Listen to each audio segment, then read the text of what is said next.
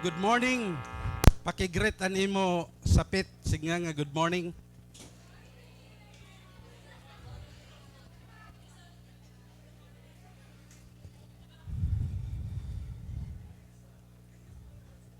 It's a blessing to be here once again. We believe that the presence of God is here.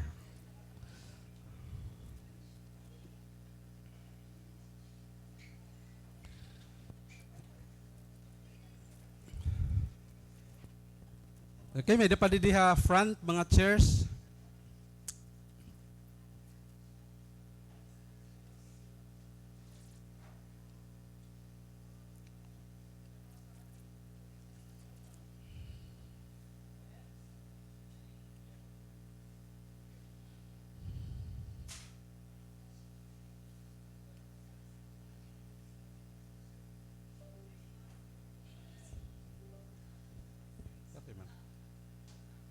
Okay. Can it sub our part 2? Waray kita katapos din.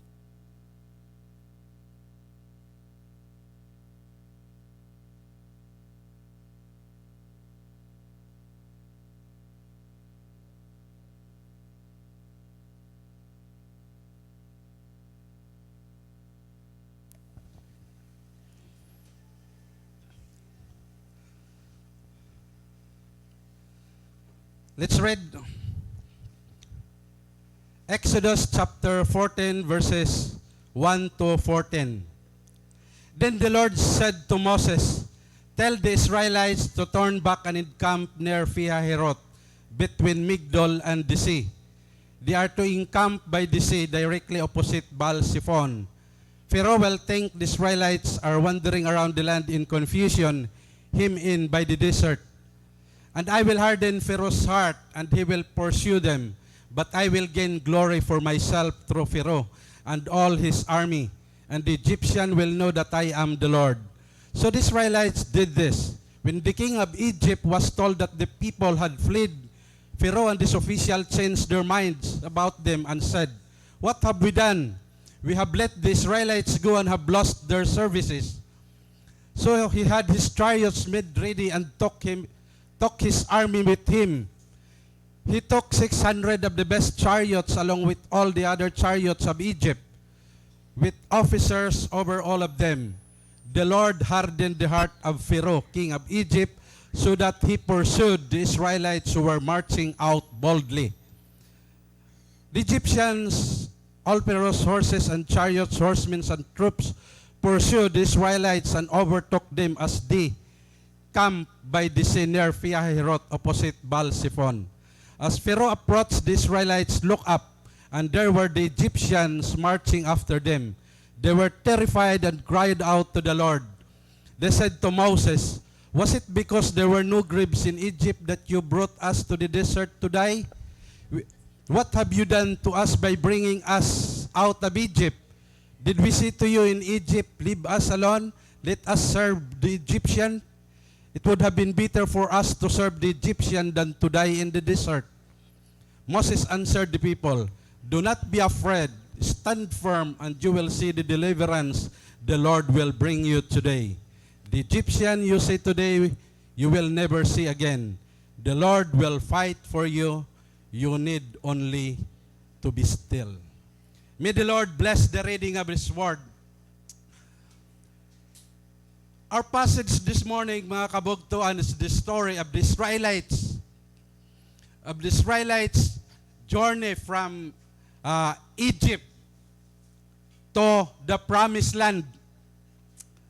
Amo ini an Exodus ag record han start han journey of the Israelites from Egypt to the land of promise. So here is still in Exodus, the start of the journey. Leviticus, Numbers, and Deuteronomy, that's the record of the Israelites' journey from Egypt to Israel. And they were led by Moses. So, we know the story.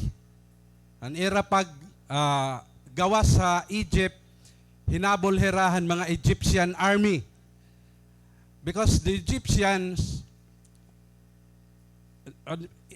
the king and its officials were not allowed the Israelites to be set free. So, gin habol hira han mga Egyptian armies because mawawaray nga naman hira mga slaves, mga because the Israelites were, imagine they were enslaved in Egypt for about 430 years. A very long years in slavery. So, God heard the groaning of the Israelites people and He remembered His covenant with Abraham, Isaac, and with Jacob. So, God's promise to the Israelites that they will be set free. So, He used Moses to lead the escape. And era na pag-escape, as the Israelites were marching via Herot between Migdol and the Red Sea, the Israelites were trapped. So, we know the story. Na-trap hira. God told Moses to lead the people of Israel to march through this area. Mount Pihahiroth on one side, Mount Migdol on the other side. To their front was the Red Sea. To their back was were the Egyptian armies. So makikita natin that God led the Israelites people into a box-in situation. They were trapped. So that's the reason the Israelites were terrified and they cried out to the Lord. As a result, they complained to Moses. Nasiringan nila complain. They said to Moses, was it because there were no graves in Egypt that you brought us to the desert to die? What have you done to us by bringing us out of Egypt? Didn't we say to you in Egypt, leave us alone? Let us serve the Egyptian. It would have been better for us to serve the Egyptian than to die in the desert.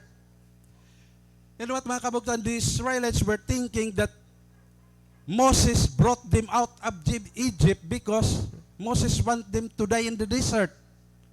So, kita mo, tira reklamo, kung baka reklamo talaga ang mga Israelites, wagas. Grabe, ginsasala ni Radayon, ni Moses. Imagine, Moses didn't know why God led them to that area in a box-in situation. That's why ang mga Israelites people, as we know their story, mga stiff-necked people, mga reklamador. Imagine they were the chosen people of God, the apple of God's eyes, yet these people were the reclamadized people. Mga reklamador, mga kabugtuan. And this situation, the Israelites people were confronted with a choice and a decision has to be made. Exodus or Egypt? As ito di daan era, pinaglalantugian hinidini nga mga senaryo.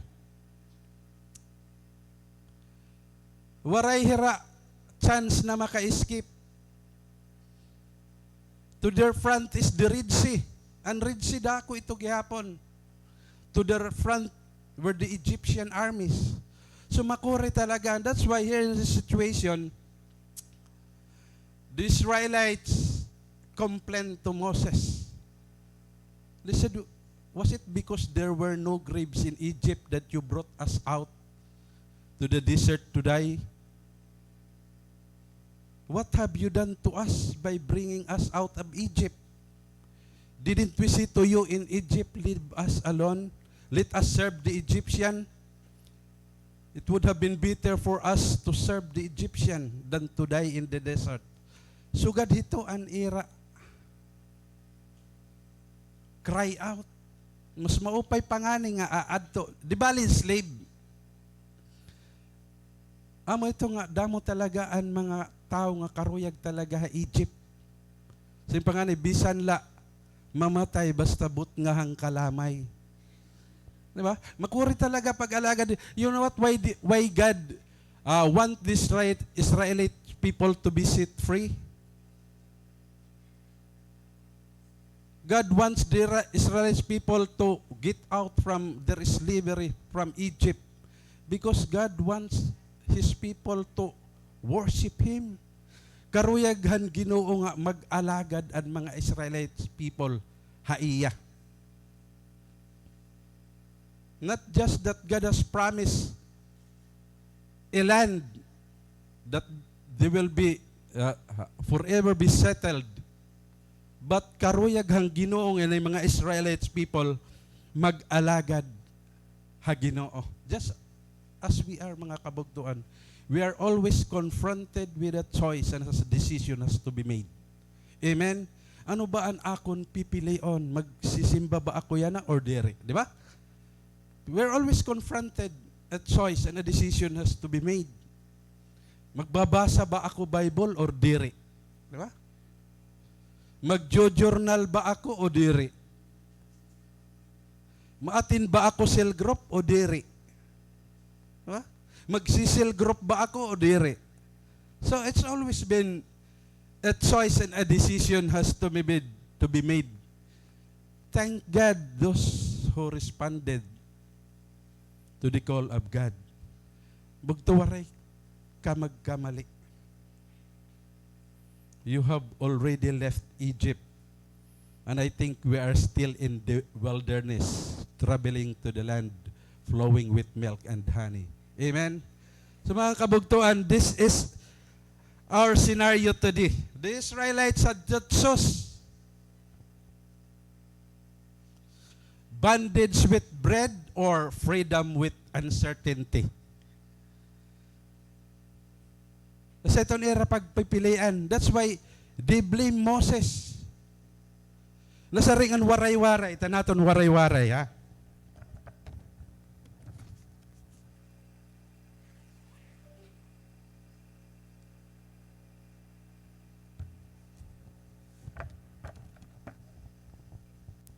Nasaring an waray-waray.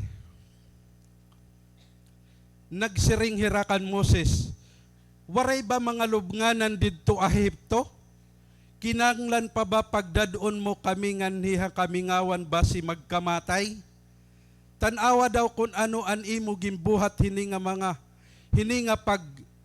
pagawas mo haamon, tikang ha Ehipto.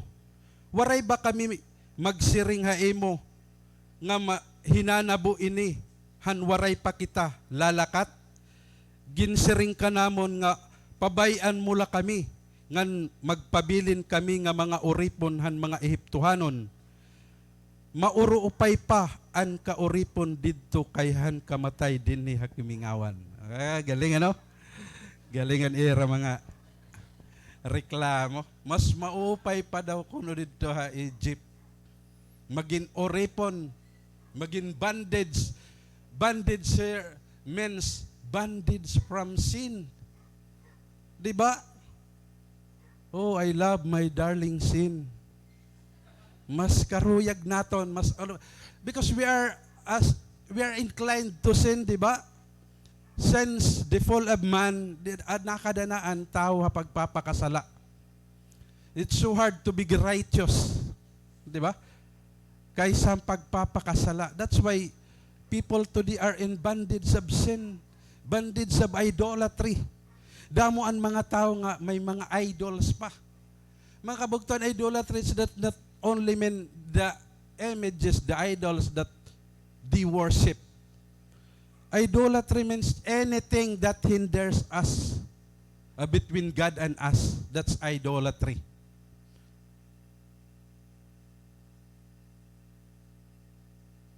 No, idolaters will enter the kingdom of heaven. Kailangan naton paghunaw-naon ng mga kabugtuan.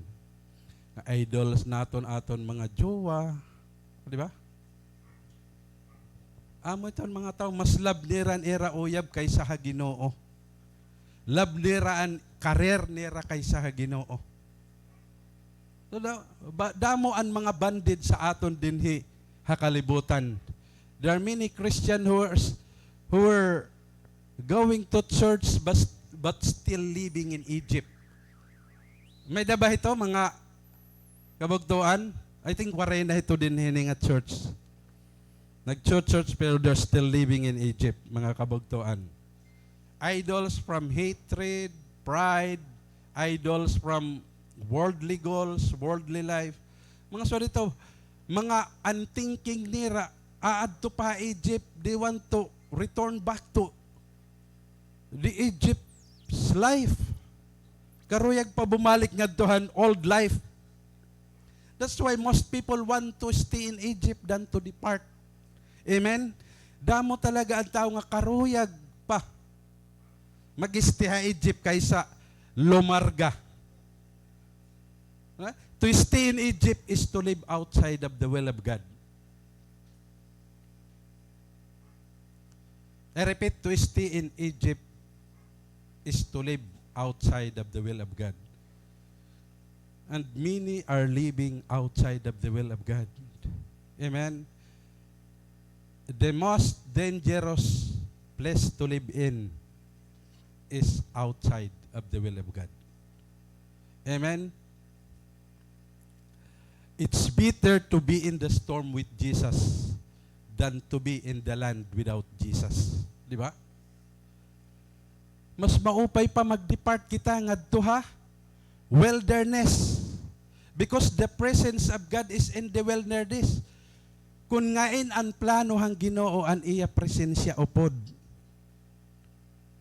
Amen? Diri ang Ginoo magpapabilin ha Egypt. Diri ang Ginoo magpapabilin han aton worldly life. Most of us want to be the presence of God to be on us or in us, mga kabugtuan, di ba? So, to stay in Egypt is to live outside of the will of God. And to stay in Egypt is not to be interested of the spiritual things. If a person does not have an interest of the spiritual things, he or she is still living in Egypt.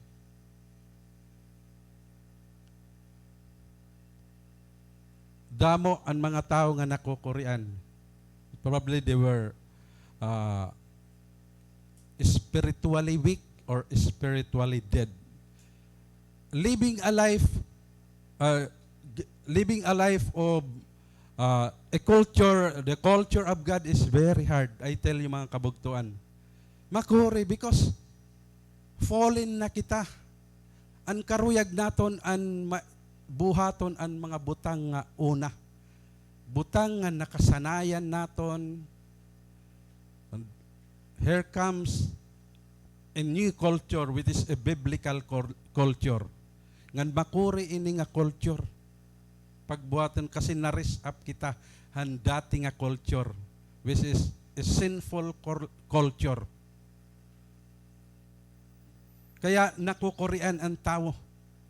Pag ang tao spiritually weak ngani, spiritually dead, makuri talaga ang mga spiritual things. Makuri ang mga spiritual activities. That's why kailangan naton maninggamot. That's why growth is intentional. You really have to grow. Himuon mo gud talaga kung paano ka mag-grow. Singko nga ni intentional. Ang growth diri ito na nanabo overnight. It takes days of sunshine and night of storms para laan plants mag-grow.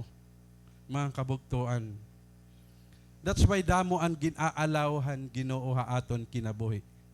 It's true in Romans chapter 8 verse 28. For all things work together for good to those who love God, who are called according to His purpose. All things that happen to us as a purpose. May dahito kaupayan ha aton, mga kabugtuan. Amen? Many people want to stay in Egypt than to depart because it's their comfort zone. Diba? Kaya no makuri, kasi comfort zone ito naton. You know what, makuri talaga. An akon talaga una nga pag-alagad ko ha Ginoo. Find it difficult. Mga pingani ka mo, wari ka maka-experience ng mga vices. Nag-church na ako pero nag-smoke pa ako. Makuri talaga, kaya ayaw nala ka mo pag may plano pa ka mo pag inom-inom mga boys. Ayaw nala. Kasi makuri talaga. Makuri bumayahan aton luma nga kinabuhi. Kanaton old life. Di ba? So hard to depart Egypt. Mga kabugtuan, kasi ato nito comfort zone. No persecution. Natong comfort zone, no commitment. We don't love commitment. We don't like commitment. Di ba? Makuri ang commitment di daha Ginoo, mas madali ang commitment ha uyab. Na-agree ka mo? Mas madali ang commitment ha uyab. Those of you who are already committed, you know what I mean? No commitment. No cell group. No soul winning. That's our past life. That's the life in Egypt. Outside of the will of God. So ganito mga kabugtuan ang aton scenario. In Egypt, no ministry. But today we are already going to a place flowing with milk and honey. Everyone is encouraged to have a ministry. So kung wari ka pa ministry, ask for a ministry. Singanay mo leader, karuyag ko mag-ministry. This is your service for the Lord. Amen? Pero diri ka siguro makaka-join han ministry kung diri ka apian cell groups. Kasi may recommendation lagi hapon. Kahigpit na ano, nati kahigpit na andalan ti pakadtuha, land flowing with milk and honey. No, bag unira gan implement diri ka tatanggapon kon waray haemo authorization ti kang Hansel leader. Grabe ano? Nabaro ka ito, nakatawa ako. Actually, maupay talaga ito. Pero parang di ko kaya ito i-post. Maupay na mga leaders kay mga astigera ba? Kayang-kaya nera. Yan mga kabugtuan, maupay talaga ang may cell groups. Take note that as a Christian, we really have to live life according to God's 5 purpose. Kung namumuhay ka lahan, usa, duha, tulo nga purpose, kulang pa ito. You really have to discover an ini nga lima nga purpose. Purpose-driven living. Mga kabugtuan, just discover an aton kinabuhi waray hiya meaning, waray saysay kon diri ka namumuhay di daha purpose-driven life. Amen? Waray talaga. I tell you mga kabugtuan, diri ka kontento. In fact, diri ka masaya. Masaya ka la kung may irimnon. Masaya ka la kung may disco. Masaya ka la kung adan mga barkada. Di ba? Oh. Mga kabugtuan, find your worth, find your happiness in God. Mga kabugtuan, di ka nagsasala. May daka future. Amen? Permi ko nga hindi si ring, bisan la kita pobre din he kalibutan, basta mayaman kita dito, aluyo, kinabuhi. Amen? Pero mas maupay, mayaman ka pa din he, may daka palangit. Mas maupay talaga mga kabugtuan. Amen? So, dapat yumaman, di ba? Grabe. You know what, mga kabugtuan, it took courage to leave Egypt. Imagine, because you will live your worldly life. It took courage to leave Egypt. Babayaan mo ang imo former life. Bumaya na ba kamo or di pa kaya bumaya? Wow, praise the Lord. Yeah, it's so hard to leave Egypt because you will live your worldly life.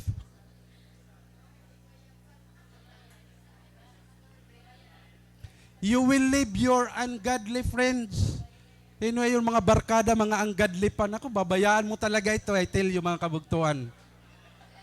At una, nakukurian talaga ako. Take sa peraka nights nga magdesisyon. Ano ba ini? Babayaan ko na ba inihira?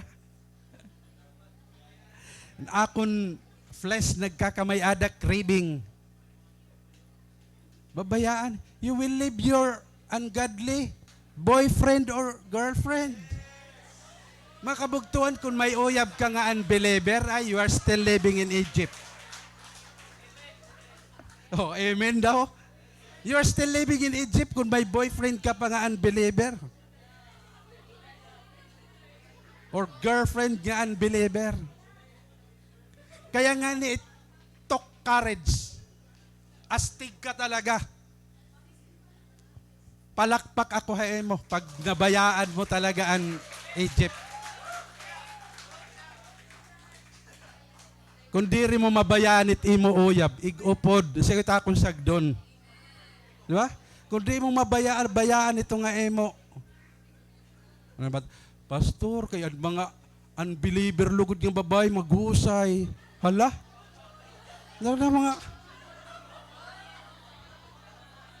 Mga babae bagan ano ito?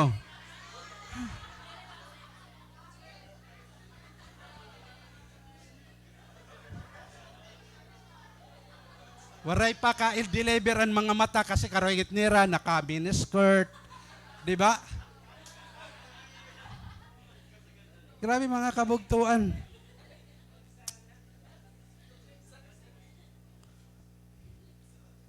On the other hand, to take an exodus is the hardest thing to do. Imagine,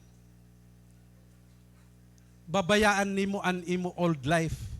And to take an exodus is the hardest thing to do. Because makuri bayaan an former life. Kasi Apostle Paul telling to the Corinthians,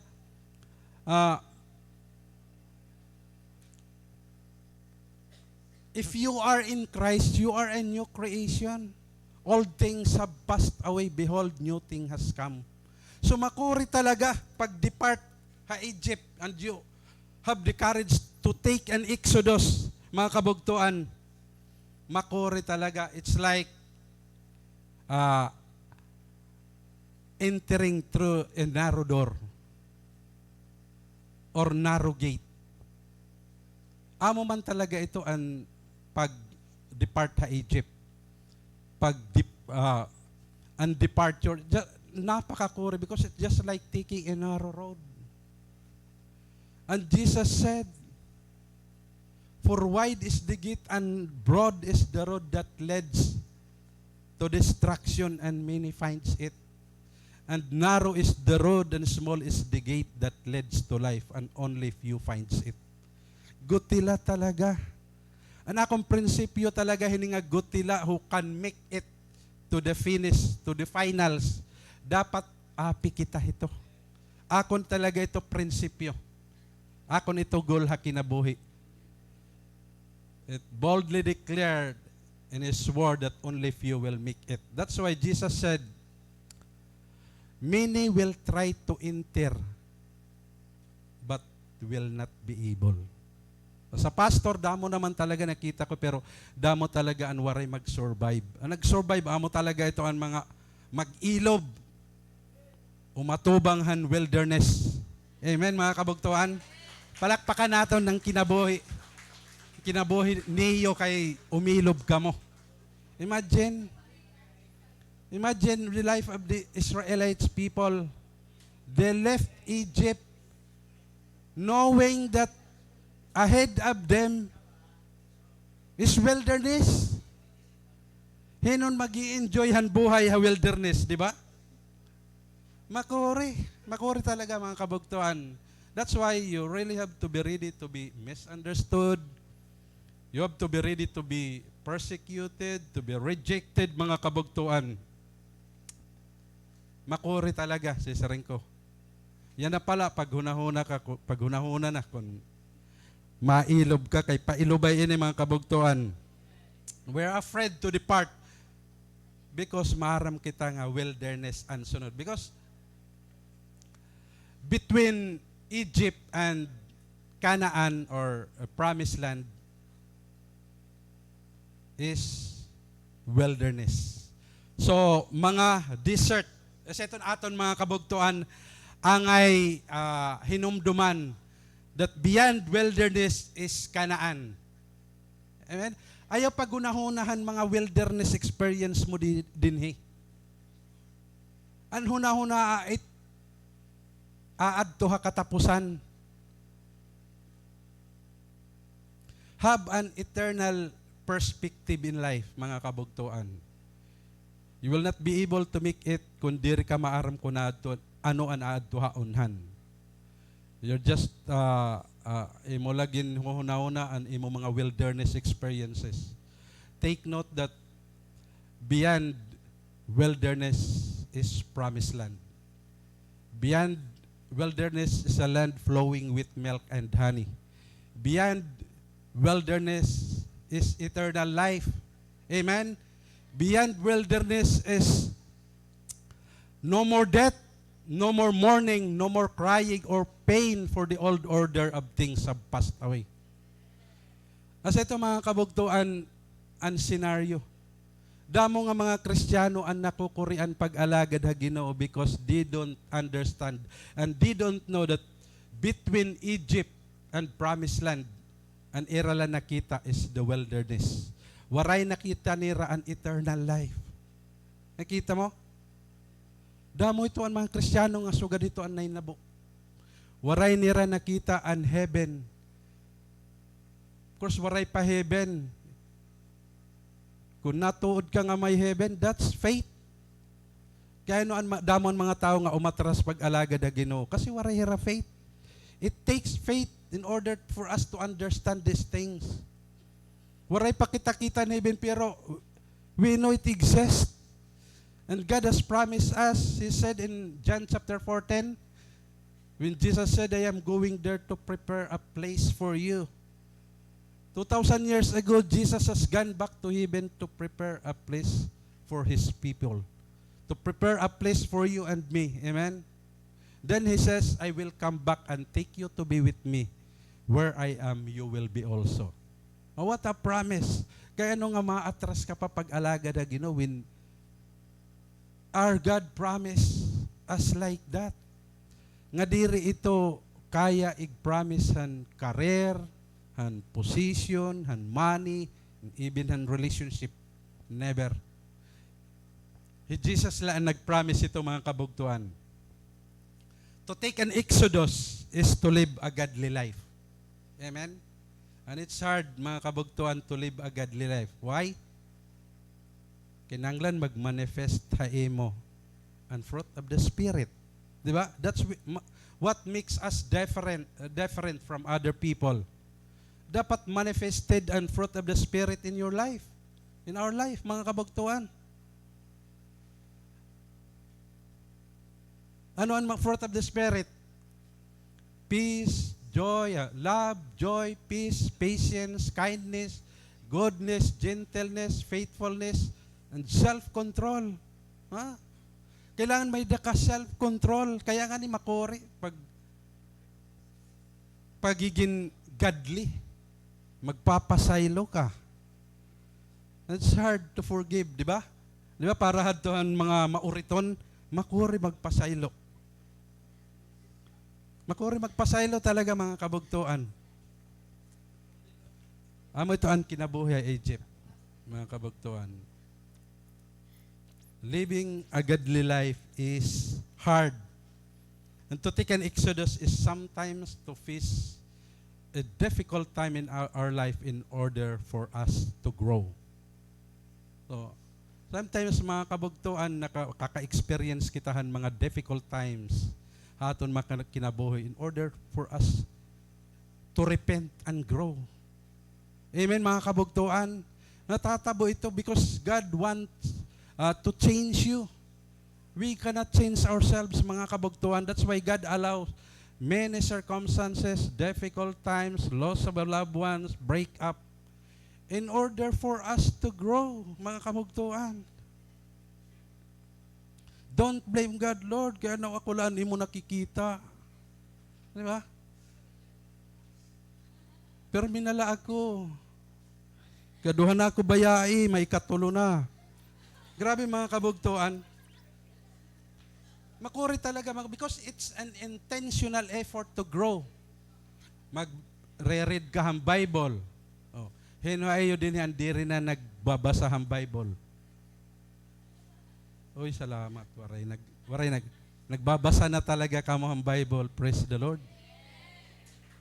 Magbabasa ka ang Bible, magjo-journal ka. O hinuayo din, hindi rin pa nagjo-journal. Mag-journal ka na. Kasi mga intentional move ito nga mag-grow kita, mga kabugtuan. It's a way of deepening our relationship with God. Kung gindidipin mo ang imo relasyon din imo boyfriend or girlfriend, mas maupay idipin ang aton relasyon dida Ginoo. Because it is eternal. Pagimbayaan kahan imo oyab, di ba? Aray, parukan Adam, bayahan oyab. Balik ka Ginoo.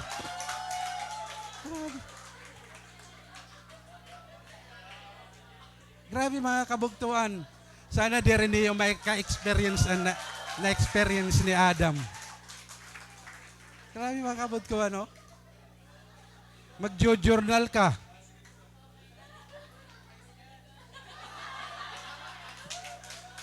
Ma-attend ka seminars. Discipleship training. Grabe, maram ka mga kabugtuan, dako talaga pag-invest di the kingdom of God para kala mag-grow. 2 times ni ngadto na kami habagyo para word of God man lagi hapon adto nga among gingkadto. Ngadto ha Cebu, Maxwell Conference. Grabe mga kabugtuan. Why? Because I know that growth is intentional. You really have to do it. Tutuyoon mo talaga. Pag rodere kay matok daw kala din, payong din mag-grow ka na. Dere ito tama ha mga kabugtuan. You really have to spend intentional effort to grow mga kabugtuan. Gasto ka. Grabe. And these things are contrary to what our flesh wants. Di ba? Nadiriton aton flesh, mga kabugtuan. Of course, we can only do this thing if we are spiritually healthy. Di ba? Kaya no Ralimwil nakakagbitay-bitay ditong flagpole. Because they are physically healthy. Pareho lang ito. So, sa kasakayaran flagpole, ito may Kapitolyo. Madali era. Because they were physically healthy. Pero makuri kaya pag journal. Di ba? Makuri pag attend cell group. Kailangan ka pa text, message, so cell group na. Ilo ka, cell group ngayon. Di ba?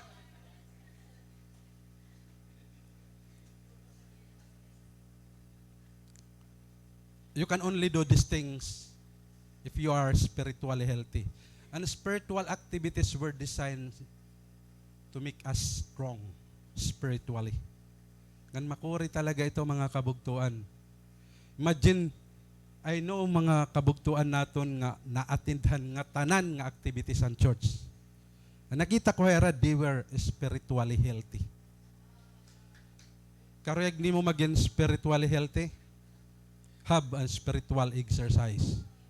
Karuyag mo maging physically healthy, upod ka mo kan Dalimwil, calisthenics. You will become physically healthy. Mga kabugton, karag ni mo maging spiritual healthy, upod ni mo si leader. Kay iga-guide ka ito kung ngayon maupay para hain mo. Di ba mga kabugtuan? Notice why the Israelites were in this kind of situation. God told Moses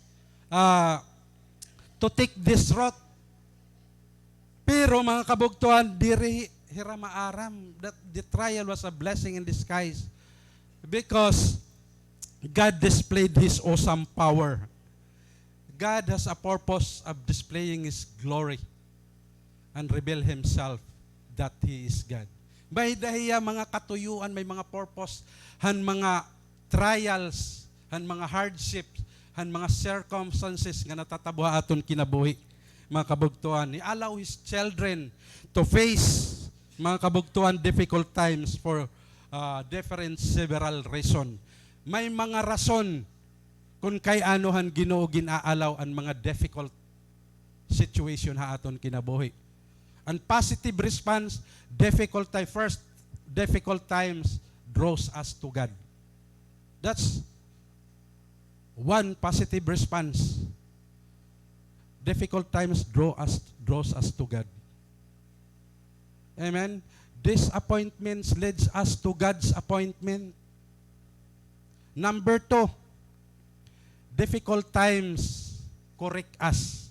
The Bible said, sometimes it takes painful experiences to make our change our ways.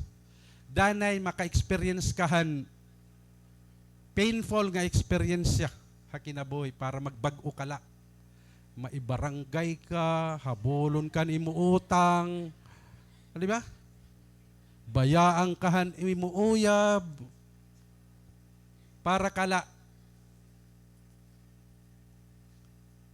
mag-grow, para kala bumalik ha Ginoo. Ha? Number 1, difficult times draws us to God. Second, difficult times correct us. Third, difficult times deepens us. We may become stronger. Magiging strong kitahan mga difficult times in our lives, mga kabugtuan. Like a plant. A plant roots goes deeper when there's no water available in the surface. Amen? The deeper the roots, the stronger the plants. Sugad ito mga kabugtuan. Difficult times deepens us. Nagiging strong kita. This is what I've experienced mga kabugtuan. Because in difficult times, nga naitabuha akon kinabuhi. Naging strong ako dida ha Ginoo. Agi ang pangani kamuhan, mga difficult times, magpapastor talaga kamo. Impalayas ako habalay, ngayon ako kumadto, nagtipa Bible school ako. O, payano, dere palayas kayo balay, ngadtukahan irimnon. Dere dapat, may maupay ka nga respond, mga kabugtuan. It is to follow the Lord when everything is going well. But when times get tough, that's when we develop faith. Amen? Difficult times teach us to trust God and believe in Him. Mga kabugtuan. Pero may mga negative response, mga kabugtuan, ng mga difficult times. When we face difficult times, we always panic. We often panic. Di ba? Lakano adto. Lilisang ka na. Labi didahan may COVID, grabe ang mga kalisang ang tao.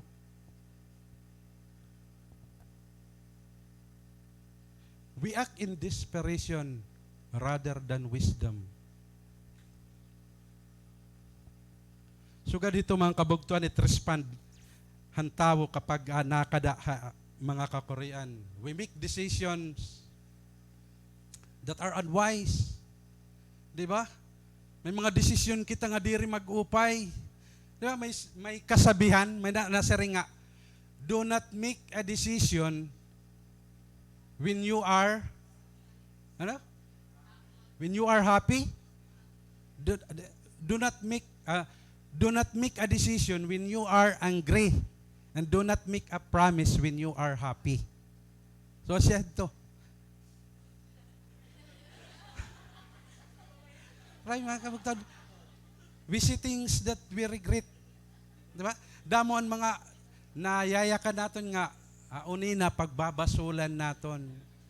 Mga negative response when there is a hardship in his or her life, ngayon napakadto habumbay. Di ba? Tuya, bugto sangkay. As ito nila nagiging problemahan tao. Nga mali nga respond whenever difficult times is happening, mga kabugtuan. Moses knew, mga kabugtuan, that God has a plan in that kind of situation. He surely didn't know what it is. That's faith. Imagine Moses. Moses knew that God has a plan. When God told Moses to march towards that area, Pihahirot, between Pihahirot and Migdol, maaram hi Moses nga ang Ginoo may plano. Siyempre, di riya maaram. That's faith. May mga command ha Bible nga diri pa nato naintindihan. Just to be it, that's faith. Ginpipersecute ka because sa di mo pag-alagad ha Ginoo. Nagpadayong ka. That's faith.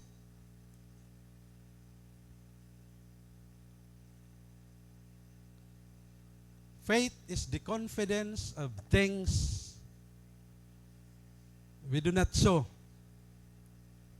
Confident ka mga kabugtuan ito nga mga butang. Wari ka pa kumita, wari ka pa maka-experience, yet you believe it. That's faith, mga kabugtuan. Ang problema mga kabugtuan ng mga Israelites, they lifted up their eyes not high enough. Okay? Sumugad lang rito. Sige. They only saw the enemies, but they didn't see the Lord. That's what happened to the Israelites. Kasi nadakon era problema. Same is true with us. Pag may mga problema nga ni kita, halimbawa, this is the problem. Pag sumugad ka talaga, ang problema lang mo makikita. Di ba? Sige daw ni mo kamot. Pero kung humangad ka, di rin mo makikita ni mo problema. You know what I mean? So di amo ni naging problemahan mga Israelites people. They lifted up their eyes but not high enough. They only saw the enemies. But they didn't see the Lord. So this can be applied in our own lives. Mga kabugtuan, every time na may problema ka, hangad. Imagine, luhod, hangad. Gamitan ni mo tuhod, mga kabugtuan. Mas gamhanan ang Ginoo kay aton hiya kakampi. Ang Ginoo kakampi tuhiyan iya mga katawhan. Diri ang Ginoo kakampi kung kanay-kanay la. Asya ito nakaupay mga kabugtuan ang nag-aalaga da Ginoo. Kay kakampi mo ang gamhanan han nga tanan. Amen mga kabugtuan. The Bible said, walk by faith and not by sight. Walk by faith and not by sight. Dasari nga ni Apostle Paul, so we fix our eyes not on what is sin, but on what is unseen. For what is sin is temporary, but what is unseen is eternal. So this is Apostle Paul's encouragement to the Corinthian Christian, who fix our eyes not on what is sin. But how can you fix that eyes that are not sin? Diba? Makori. So you have to use your eyes of faith. Because the things that we saw today are temporary. But the things that we cannot see are eternal. Mga kabugtuan, go for the eternal. Amen? Go for the eternal. Go for the unseen. Because it is eternal. Ang saring nga Hebrews, the author of Hebrews, let us fix our eyes on Jesus, the author and finisher or perfecter of our faith. Look unto Jesus. Amen mga kabugtuan. Now I want us to look at verse 13 and 14 kaya na kung tuhod na tikasakit na. Hallelujah. Look, three things Moses said. Moses answered the people, do not be afraid, stand firm, and you will see the deliverance the Lord will bring you today. The Egyptian you see today, you will never see again. The Lord will fight for you. You need only to be still. First, Moses said, do not be afraid. Do not fear. Fear is the greatest enemy of faith. Amen? Fear is not from God. That's why sabi ng Apostle Paul, for God has not given us the spirit of fear, but of power and of love and a sound mind. That's why unfair diri to tikang ha Ginoo. Damon imo kinakahadlukan. It's not from God. That's why Moses is telling to the Israelites, do not be afraid. Do not fear. Ano aton nga niya? Damo, mga fear of darkness. Ansirom la nahadlok ka na. Grabe mga kabugtuan. Fear of death. Fear of breakup. Wala, damo talaga na atong gingkakahadlukan. Nasa ring apostle, nasa ring Moses, do not be afraid. Yeah? Fear of loneliness. Fear of not going good enough. Fear to face people. Ungod talaga ako, may da talaga ako fear pag atubanghan mga tao. Kaya nga, diri ko naintindihan kaino nga nagpastor ako. Real talk lang mga kabugtuan. Pag natubang ako mga tao, ngatugnet akon mga tuhod. Damo mga kabugtuan ang gingkakahadlukan naton.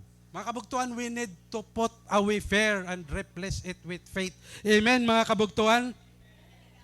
Replace it with faith. Do not be afraid, mga kabugtuan, when you are facing the difficult situation in your life, do not be afraid. Ni Moses, diri lang niya ginsiring adtuan mga Israelites people, it's also for us to apply today. Do not be afraid. Kalma kala lamang kita. Amen? Lamang kita ang kalaban, Christians, mga kabugtuan, permi kita lamang. We're created as the head, not the tail. Amen? Kaya ayaw kahadlok. Siya sapit ayaw kahadlok. Atola, pipersecute ka. Atola, ayaw kahadlok. Stand firm. Okay, mga kabugtuan.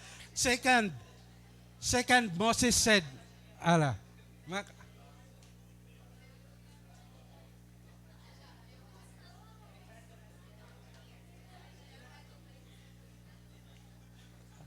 keep the nasaring didi.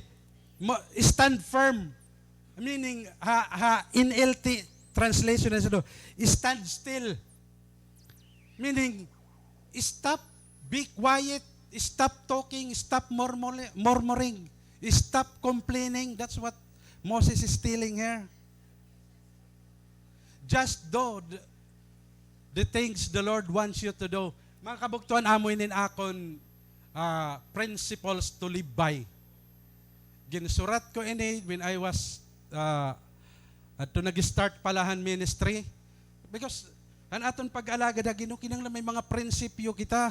Kunwari kita mga prinsipyo, paghangina di talsik ka ngadto. Paghangina di talsik ka, pag kuanhay mo, down ka dayon. This is my principle that I applied throughout my ministry. Ano number 1? Live each day as if it's your last day. Bakit buhay ka pa babuwas? Di ba? Di rin kita maaram. Kaya di rin kita maaram kung ano ang buwas. Yan na. Ibigay na natin kay Lord lahat. Live each day as if it's your last day.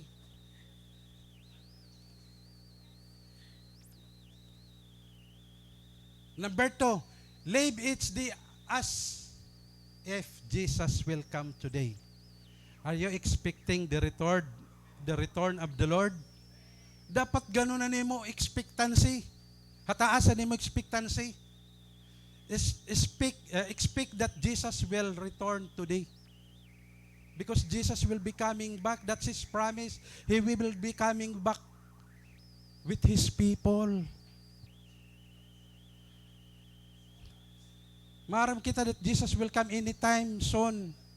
Pwede yan na habang nag-service kita, maupay nga ni, kay naabdan kita, hindi kita yan na.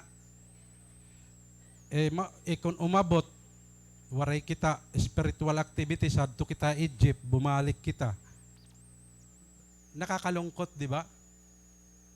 So, Live each day as if Jesus will come today. Lord, sana umabot ka na niyan. Ano ka mo, kan asyanin imo, prinsipyo. Di mo lang mamamalayan, 31 ka na, wari ka pa uyab. Di ba? Di mo mamamalayan. Di rin, kinukul ba ka na, loko, 31 na ako, 30, wari pa ako uyab, wari pa karasaon. Kinukul ba ka?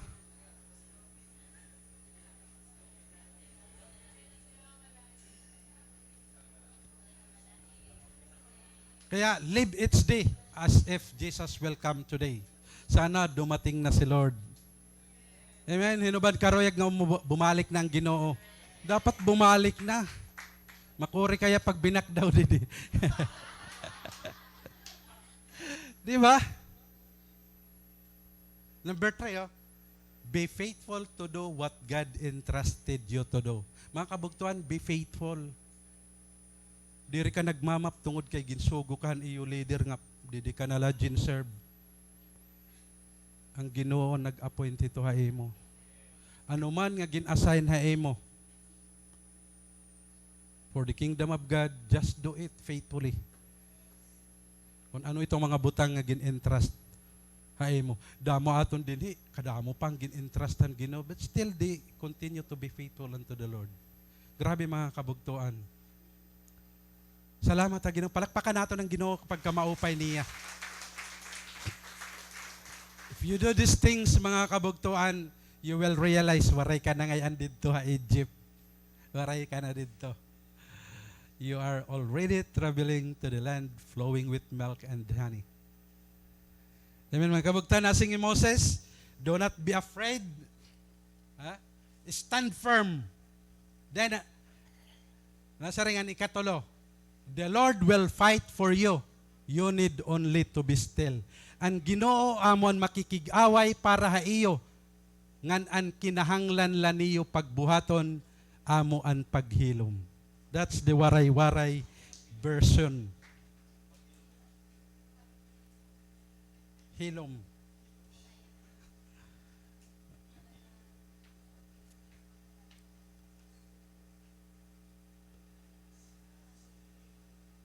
Do not be afraid. Stand firm. Get ready. Do not fight. Do not argue. Keep telling the truth.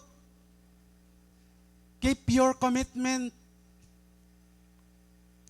Live according to God's standard. Keep growing. Keep serving. Keep praying. Keep soul winning. Keep discipling, mga kabugtuan. Stand firm, mga kabugtuan. Stand where Jesus is standing. Ayaw kita pag-una, Ginoo. Ayaw kita pag-una. Just follow the Lord. Amen. Sunod kita, ha, Ginoo.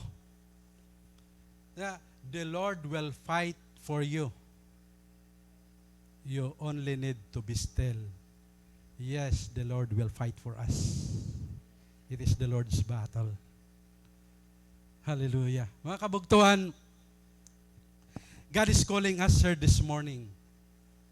What will it be? Egypt or Exodus? Bondage or freedom? Darkness or light? Satan or Savior? Hell or heaven? Temporal or eternal? What will it be?